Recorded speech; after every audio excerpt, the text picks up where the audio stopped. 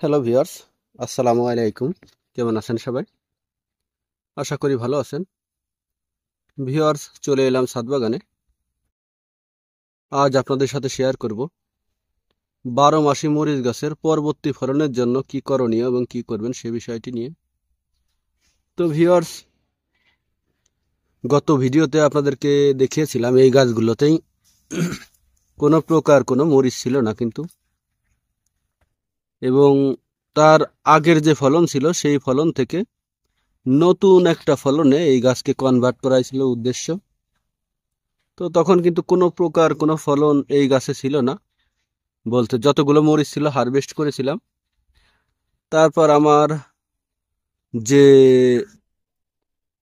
টেকনিকটা আছে ওই টেকনিকটি অনুযায়ী এটাকে সার ওষুধ দিয়ে দ্বিতীয় ফলনের জন্য প্রস্তুত করেছিলাম। তো তার ফলশ্রুতিতে আপনারা দেখতে পাচ্ছেন এর কানায় কানায় মরিচে কিন্তু পরিপূর্ণ হয়ে গিয়েছে। তো গত গতবার যখন এই গাছের ভিডিওগুলো দিয়েছিলাম তখন কিন্তু এই গাছে কোনো মরিচ ছিল না, আর এর মাঝে আর কোনো ভিডিও দেওয়া হয়নি, তাই মনে করলাম আজ আবার নতুন করে একটি ভিডিও দিই। তখন সার ওষুধ দেওয়ার পরে প্রচুর পরিমাণে ফুল এসেছিল, এবং যার ফলশ্রুতিতে দেখতে পাচ্ছেন এই মরিচগুলো কিন্তু কানায় কানায় পূর্ণ হয়ে যাচ্ছে। তো আরো একটা বিষয় বলি, যেটা এই মরিচগুলো যে হচ্ছে 12 মাস কাল ফলন দেয়, অল সিজন, মানে সারা বছরই এই মরিচগুলো হয়। দেখতে পাচ্ছেন মরিচগুলো কিন্তু থোকায় থোকায় হয়, দেখেন এই থোকায় থোকায় ধরছে, এবং সবগুলো মরিচে কিন্তু উপরের দিকে। এবং আরো একটি বিষয় লক্ষ্য করলাম, সেটা হচ্ছে তুলনামূলক ছায়া জায়গাতেও কিন্তু এই মরিচগুলো খুব ভালো ফলন দিচ্ছে। তো আজকের বিষয় হচ্ছে এই মরিচ গাছগুলোকে আমি এই যে গাছে যে মরিচ আছে এই মরিচগুলোকে হারভেস্ট করে নিব, এবং হারভেস্ট করার পরে তৃতীয়বারের মতো ফলন নেওয়ার জন্য এই গাছগুলোকে রেডি করব। তো এই রেডি করার জন্য প্রথমে আমাকে কি করতে হবে সেই বিষয়টি নিয়ে আলোচনা করব। এই যে একটি গাছ দেখতে পাচ্ছেন পাতা কুঁকড়ে গেছে, এটারও কি সমাধান সে সম্পর্কে জানাবো।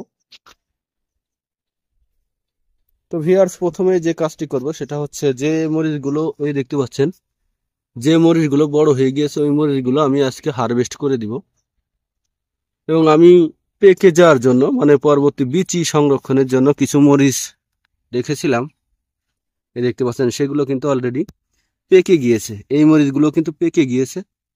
অনেকে আমার কাছে এই মরিচের চারা চেয়েছে, চারা তৈরি করার জন্য আমি এই মরিচগুলোকে রেখে দিয়েছিলাম যেন এখান থেকে চারা করতে পারি।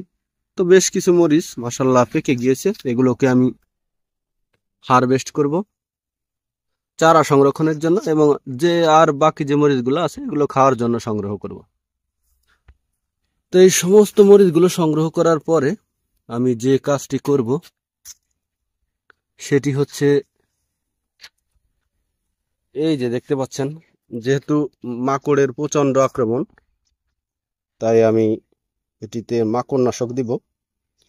মাকড়নাশক হিসেবে আমি ব্যবহার করি ভার্টিমেক, এটি মাকড়ের জন্য অত্যন্ত কার্যকরী। এই যে গাছের পাতা কুঁকড়ে যায় সেটা এই লাল মাকড়ের আক্রমণেই। তো এটার ব্যবহার বিধি হচ্ছে প্রতি লিটার পানিতে 1 মিলি হারে গুলিয়ে গাছগুলোকে সুন্দর করে সকাল অথবা বিকালে স্প্রে করে দিতে হবে। তো এই ওষুধটা আপনি পেয়ে যাবেন যে কোনো ওষুধের দোকানে, দাম নেবে 100 টাকা। এবং এর সাথে আরো একটি ওষুধ রয়েছে, সেটি হচ্ছে ইমিটাপ। এই দেখতে পাচ্ছেন এটি হচ্ছে ইমিটাপ, এটিও স্থানীয় যে কোনো ওষুধের দোকানে পেয়ে যাবেন। এটির বাজার মূল্য আছে 126 টাকা, কিন্তু 120 টাকা অথবা 110 টাকা নেবে। তো এই দুইটা ওষুধ একত্রে আমি স্প্রে করব। এই ইমিটাপের আপনি 0.5 মিলি প্রতি লিটারে ব্যবহার করবেন, বেশি দিবেন না, বেশি দিলে গাছের পাতা পুড়ে যেতে পারে। এটি হচ্ছে যে কোনো পোকা মাকড়ের জন্য ব্যবহার করি আমরা, আর শুধু মাকড়ের জন্য যেটা ব্যবহার করি সেটা হচ্ছে ভার্টিমেক। তো ভার্টিমেক এবং ইমিটাপ এই দুটো ব্যবহার করলে খুবই ভালো ফলাফল পাওয়া যাবে।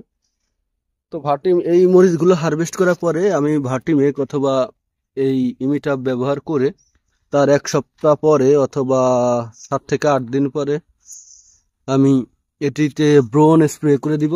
দেখবেন যে তারপর এই মরিচ গাছগুলোতে আবার নতুন করে প্রচুর পরিমাণে ফলন আসবে। তো ভিউয়ার্স, এভাবেই আপনারা আপনাদের ছাদ বাগানের মরিচ গাছের যত্ন করতে পারেন। এরকম 4 থেকে 5টা মরিচ গাছ যদি ছাদ বাগানে থাকে তাহলে কিন্তু অনেকগুলো মরিচ পাবেন, যেগুলো আপনার হয়তো খাওয়ার চাহিদা মিটে যাবে। তো এই মরিচ গাছগুলো কিন্তু আমি ছোট ছোট টবে রোপণ করে দিয়েছি। এই দেখতে পাচ্ছেন 5 লিটার তেল, এটাও আপনারা স্থানীয় যে কোনো দোকানে পেয়ে যাবেন। আমি 15 থেকে 20 টাকা দিয়ে একটি প্রতিটা টব ক্রয় করেছি। আপনারা চাইলে ওই ধরনের টব সংগ্রহ করে মরিচ গাছ এভাবে লাগাতে পারেন। দেখেন প্রচুর পরিমাণে ফলন, এর আনাচে কানাচে সবগুলো ডালেই কিন্তু প্রচুর পরিমাণে ফলন ধরেছে। তো আপনারা চাইলেও পরবর্তী ফলনের জন্য এই মরিচ গাছগুলোকে এভাবে প্রস্তুত করতে পারেন। যেহেতু এটি 12 মাস কাল ফলন দেয়, তাই সবার সুবিধার্থে এই ভিডিওটা করলাম। এবং এর যদি আলাদা কোনো প্রকারের কোনো যত্ন নেওয়ার থাকে, যারা অভিজ্ঞ ভাইয়েরা আছেন অবশ্যই জানাবেন। এবং পরবর্তী ভিডিও পেতে অবশ্যই চ্যানেলটি সাবস্ক্রাইব করবেন। ধন্যবাদ সবাইকে, ভালো থাকবেন সবাই।